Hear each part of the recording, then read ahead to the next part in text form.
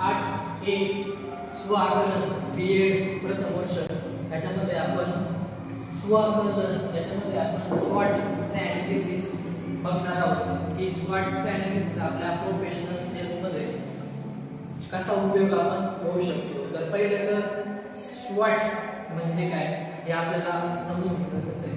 म्हणजे मला संबंध आहे त्या प्रकारे SWOTचा अर्थ असा की SWOT इच अँड एव्हरी म्हणजे फर्स्ट लेटर पासून SWOT हे लागले आहे. SWOTचं स्ट्रेंथ S फॉर स्ट्रेंथ म्हणजे की जी काही ताकद, S फॉर वीकनेस कमकुवतपणा, O फॉर ऑपॉर्च्युनिटीज म्हणजे संधी आणि T फॉर थ्रेट्स म्हणजे धोके.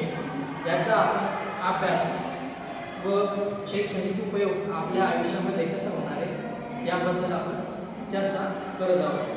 तर मला B.Ed मध्ये SWOTचं ॲनालिसिस करायला भेटलं हे खूप महत्त्वाची गोष्ट आहे माझ्यासाठी. यामुळे काय झालं म्हणजे माझ्यामध्ये असलेले स्ट्रेंथ ही मला कळली. तर त्या स्ट्रेंथमध्ये मला उत्तम शिक्षक होण्यासाठी माझी महत्त्वाची ताकद म्हणजे थोडक्यात आपल्यामध्ये कुठेतरी पावर असते किंवा काय असते तर ती ताकद म्हणजे स्ट्रेंथ म्हणजे ताकद काय तर मला असं वाटतं की ती माझी आहे. तिच्याकडून मी समाजात वावरताना वेगवेगळ्या गोष्टीला कसं सामोरं जायचं हे तिच्याकडून मी शिकत आलो. आजूबाजूचे लोक जे कोणी असतील त्यांच्याकडून काय घ्यायचे त्यांना तुला काय घ्यायचं हे तिच्याकडून मी शिकत आलो. आणि या गोष्टीचा मला आयुष्यात काय फायदा घेत मी याच प्रयत्न केलो. म्हणजे आपण कोणाला काहीतरी दिलं पाहिजे, आपण काहीतरी वेगळं घडवलं पाहिजे, वेगळे विद्यार्थी घडवलं पाहिजे. ही ताकद ही स्फूर्ती ही मला माझ्या ऐकून भेटली आणि हीच ताकद ही माझ्या शैक्षणिक आयुष्यासाठी वेगळी करत आणि शिक्षक म्हणून मी ज्यावेळेस माझ्यामध्ये या गोष्टींचा मी लक्ष ठेवलं. ओके. त्याच्यामध्ये नंतर कमतरता या स्वआकलन या विषयामधून आपल्यामध्ये असणारे वीकनेस वगैरे काय याचा आपण अभ्यास केला. तर याच्यामधून मला असं कळालं की आपण आपले वैयक्तिक गुणांमध्ये सुधारणा करण्यासाठी आपल्यामध्ये कोणकोणत्या कमतरता आहे याची जाणीव आपण करून घेतली पाहिजे. त्याच्यामध्ये मला असं वाटतं की मला कधी कधी असं जाणवतं की आपल्यामध्ये थोडंसं स्टेज डेअरिंग कमी, थोडासा आत्मविश्वास कमी. तर या SWOTमुळं स्वआकलनामुळं मला या गोष्टी कळाल्या आणि मी त्या गोष्टी लक्षात घेऊन त्याच्यामध्ये कसं चेंजेस करता येईल याचा विचार करत. त्याच्यानंतर आहे अपॉर्च्युनिटीज मध्ये शैक्षणिक उपयोगामध्ये कोणकोणत्या अपॉर्च्युनिटी आहेत तर मग कोणकोणत्या अपॉर्च्युनिटीजचा आपण फायदा घेऊ शकतो. तर एक शिक्षक म्हणून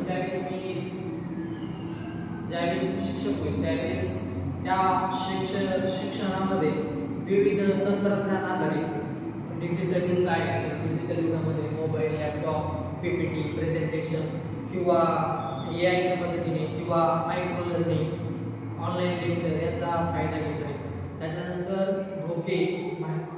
तर धोके म्हणजे काय आता थ्रेड्स SWOTs म्हणजे आपल्यासमोर धोके काय असतात कधी कधी तर आपल्याकडे खूप म्हणजे आता स्पर्धेचं युग बनलेलं आहे. तर या स्पर्धेच्या युगामध्ये आपल्याला टिकून राहणं तितकंच गरजेचं वाटतं.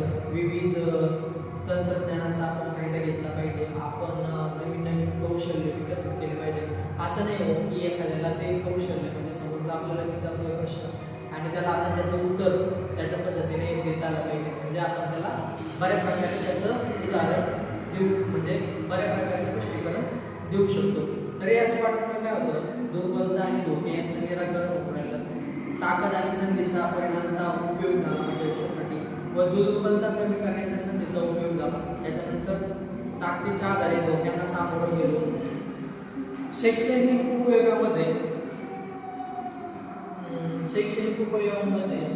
SWOTचा उपयोग मला माझ्या शैक्षणिक अडथळे व सामाजिक समस्या ज्या काही असतील याचा उपाय शोधण्यासाठी फायदा झाला. त्याच्यानंतर स्वतःच्या शिकण्याच्या पद्धती, भावना, विचारात जागरूकता निर्माण करून शिकणे व त्यासाठी प्रभावी कसं होत आहे हे मला यामधून कळालं. त्यानंतर एक विकनेस माझी विकनेस कोणते ही त्याच्यामधून मला कळालं आणि अपॉर्च्युनिटी कसं सामोरं गेलं पाहिजे, कोणकोणते अपॉर्च्युनिटी भेटले पाहिजे हे कळालं. त्याच्यानंतर त्याचा दुसरा पार्ट विजन मिशन आणि विजन मिशन व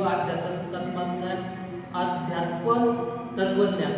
तर अध्यात्मक तत्वज्ञान, तर माझं विजन असं आहे की मी एक सक्षम, संवेदनशील व विद्यार्थी केंद्रित शिक्षक बनण्याचा दृष्टिकोन ठेवतो. प्रत्येक विद्यार्थ्याच्या क्षमतेचा सन्मान करून त्याचा सर्वांगीण विकास करणे व मूल्याधारित गुणवत्तापूर्ण शिक्षण देणे आणि समाजोपयोगी जबाबदार नागरिक घडवणं हे माझं विजन आहे. व विद्यार्थ्यांसाठी मी एक आदर्श शिक्षक होता यावं हे एक माझं विजन आहे. त्याच्यानंतर माझं मिशन म्हणजे माझं ध्येय असं आहे की अध्यापनातून विद्यार्थी केंद्रित व सक्रिय पद्धतीने वापर करणं. त्यानंतर विषय सुलभ, रोचक व उदाहरणासह आणि स्पष्टीकरणासह सगळ्यांना समजेल असं समजून सांगणं, असंच आनंदी वातावरण ठेवून सगळ्या विद्यार्थ्यांना हे करणं आणि स्वाकलन करून स्वतःतल्या दुर्बलता दूर करणं हे माझं ध्येय. त्याच्यानंतर अध्यापन तत्वज्ञान. मग माझ्या मते शिक्षण ही केवळ माहिती देण्याची प्रक्रिया नसून विद्यार्थ्याच्या विचारशक्ती, सर्जनशीलता व नैतिक मूल्यांचा विकास घडवणारी प्रक्रिया आहे. प्रत्येक विद्यार्थी हा वेगळा असतो, म्हणून त्याच्या गरजा आणि क्षमतांनुसार त्याला त्याच्या कॅपॅबिलिटी प्रमाणे वेगवेगळं अध्यापन आवश्यक असतं आणि या सर्वांना काय धरून मी त्याला त्याच्या पद्धतीने शिकवण्याचा प्रयत्न करत आणि या सहभागातून अनुभवाधारित व समावेशक अध्यापनातून प्रभावी शिक्षण साध्य करता येईल व विद्यार्थी घडवता येईल हे माझं अध्यात्म तत्वज्ञान आहे. थँक्यू.